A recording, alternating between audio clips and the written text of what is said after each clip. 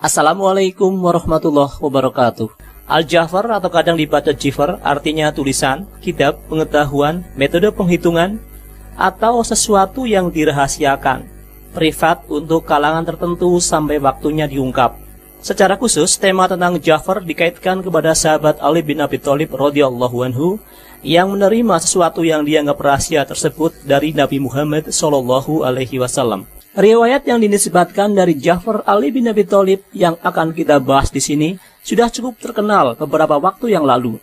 Sebagian teksnya ada dalam kitab Madza Qala Ali alaihissalam an akhir zaman Al-Jafar Al-Dam yang terbit di Lebanon tahun 2008. Kitab ini diterjemahkan ke bahasa Indonesia dengan judul Ramalan Akhir Zaman Imam Ali bin Abi Thalib pada tahun 2012. Riwayat ini berisi teks tentang detail dan nasib suatu wilayah kepulauan di masa Imam Mahdi. Menyusun kitab tersebut menganggap wilayah kepulauan itu sebagai negara Jepang dan meletakkannya dalam bab Yaban fi akhir zaman, Jepang di akhir zaman. Sementara beberapa orang Indonesia menganggapnya sebagai Nusantara, Indonesia, bahkan Jawa secara khusus. Di dalam Jafar yang dinisbatkan kepada Ali radhiyallahu anhu disebutkan, Al-Mahdi akan berkendara di angkasa bukan dengan sihir maupun tipuan mata, tetapi dengan pengetahuan yang telah diketahui oleh generasi yang mendahulunya. Dia melakukan hal itu seperti gunung-gunung yang berenang di langit, dan akan terangkat tinggi dengan penyebab-penyebab yang ada di langit dan bumi. Dia mendapatkan pengetahuan dari Allah yang tak diketahui oleh seorang pun dari penduduk bumi tentang harinya, dan hari-hari Allah tidak akan berlalu sampai seluruh bumi terputus dari atas dan dari bawahnya, jengkal demi jengkal, hasta demi hasta, lengan demi lengan. Dan kelak akan beriman kepada Allah dan Rasulnya Shallallahu Alaihi Wasallam sekelompok umat dari suatu negeri yang luas, yang banyak berpindah ke situ berbagai makhluk di negeri gereja Kristen, tidak jauh dari negeri kesatuan atau Baladun Majma yang terletak di antara dua samudera besar yang mengelilingi tanahnya itu. Bendera Al-Mahdi akan terangkat tinggi di tanah yang disebut Tanah Awak atau Ardul Awak. Penduduknya adalah orang-orang Ajam atau orang bukan Arab. Pada mereka ada kebaikan. Mereka membaca kitab. Negeri mereka terbelah oleh gunung-gunung yang besar. Al-Mahdi akan mengangkat penyebab-penyebabnya dan akan membuka atau menaklukkan setiap pulau, baik yang besar dan yang kecilnya yang berada di lautan, sedangkan jumlah pulaunya di atas ratusan. Dan akan bangkitlah sebaik-baik keturunan kita dan semulia-mulia anak cucu kita di negeri gempa tersebut, atau Baladiz Zalazil, yang telah terjaga sejak berabad-abad, tetapi tertidur di zaman wali atau pelindung keluarga Ahlul Bait. Maka sebagian besar mereka akan mengenal keutamaannya, sebabkan tersiarnya keadilannya. Wajah mereka seperti perisai yang ditempa, dan mereka mempunyai keterkaitan atau serupa dengan negeri Shin, atau negeri Cina yang jauh, dan negeri di balik Laut Kuning, yang nama negeri itu seperti nama kerajaan mereka, Goryeo atau Goryeo, Korea. Kedoliman terlihat dalam beberapa hal dan beberapa zaman. Sungainya adalah sungai yang dipuja, dan mereka menciptakan patung lelaki yang disembah selain Allah. Mereka akan mempelajari Islam di jazirah kalian. Ini sebelum bangkitnya wali kita atau pelindung kita pada zaman yang tak begitu jaya. Akan tetapi, sebagian besar dari mereka akan mengendarai kendaraan Al-Masih Dajjal, kecuali yang dirahmati Allah. Dajjal menggoda mereka dengan roti dan emas, yakni siapapun yang tak memiliki hikmah dari negeri yang penuh hikmah.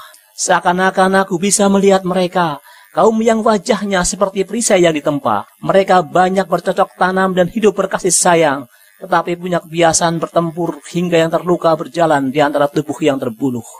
Mereka menciptakan peralatan yang menyebabkan kematian hitam dan kematian merah. Dan tak bakalan ada tiupan angin buruk yang serupa dengan yang bisa diperbuat oleh negeri gempa. Riwayat ini berlanjut dengan penyebutan beberapa hal, nama-nama penguasa dan beberapa negeri lainnya yang tak disebutkan di sini.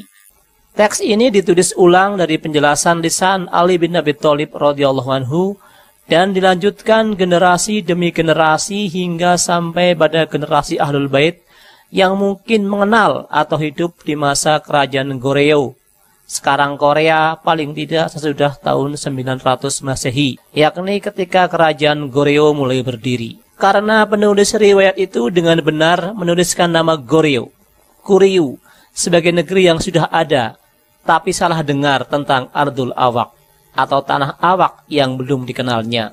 Tanah awak terdengar seperti tanah Jawa, dan ciri-cirinya semuanya mencocoki, seperti penduduknya adalah orang ajam, yakni bukan Arab, membaca kitab, yakni kitab Quran, ada kebaikan, dan geografis tanahnya yang terbelah oleh gunung-gunung yang besar. Sedangkan deskripsi keseluruhan bagi wilayah kepulauan luas yang sebagian besar penduduknya beriman kepada Allah dan Rasulnya itu 100% cocok dengan wilayah Nusantara ini, yakni Indonesia, Malaysia, Brunei, Filipina, dan negeri-negeri lain yang berada di lokasi itu.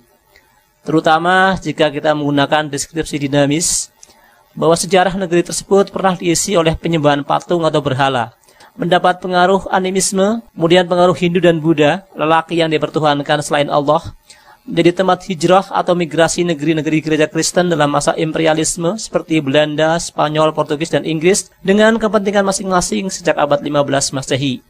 Sebagian besar dari ciri-ciri yang sudah terpenuhi secara ringkas adalah wilayah itu luas, terdiri dari pulau-pulau yang jumlahnya ratusan. Indonesia mempunyai pulau sekitar 17.000. Terletak di antara dua lautan atau Bahrain, yakni Samudra India dan Samudra Pasifik. Bergunung-gunung, sering terkena gempa bumi. Juga ada penyebutan sungai. Sebagaimana kita ketahui, Kalimantan dan Sumatera mempunyai banyak sungai. Terletak jauh dari Cina, namun mempunyai keterkaitan dengan Cina dan Korea. Yang terkait dengan Korea mungkin baru belakangan ini saja. Kebiasaan membaca kitab, adanya aktivitas pergi belajar ke Jazirah Arab, didiami oleh Ahlul Bait atau para habib, suka bercocok tanam, penduduknya baik dan hidup dengan cinta atau hub, dan punya kebiasaan bertarung sampai mati. Ini sangat kental pada beberapa kelompok dan suku. Wajah penduduknya seperti perisai yang ditempa, maksudnya berhidung pesek, menjadi tempat berpindah atau migrasi, khususnya bangsa-bangsa barat, baik pada zaman imperialisme atau sekarang.